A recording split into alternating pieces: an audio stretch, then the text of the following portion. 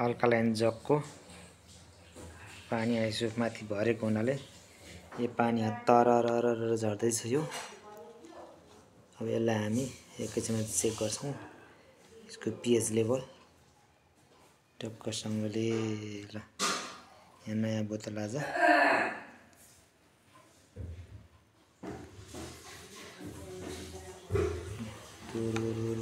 पानी झरिरहेछ।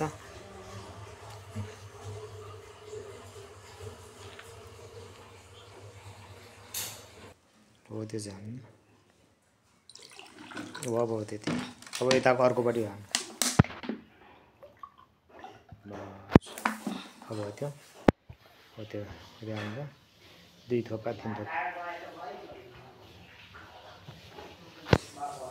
कति थोपा हाल्नु? 1 थोपा 2 थोपा 3 थोपा। ल त्यो भयो। यता यता अरु 1-2 थोपा हाल्नु त यता भरे बनाउनु पर्छ। अरु 1-2 थोपा हाल्नु न अरु यहाँ।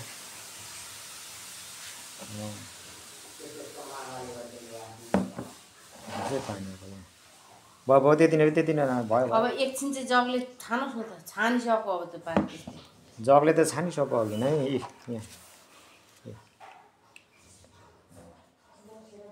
यताको नि त कति हो यो अल्कालाइन जग ठ्याक्कै गर्दा गर्दै यहाँ यस्तो हुने रहेछ पानी। यहाँ हेर्नै छु न यो जगको पानी खानुपर्छ। यो अल्कालाइन हो यो 9.5 सम्म।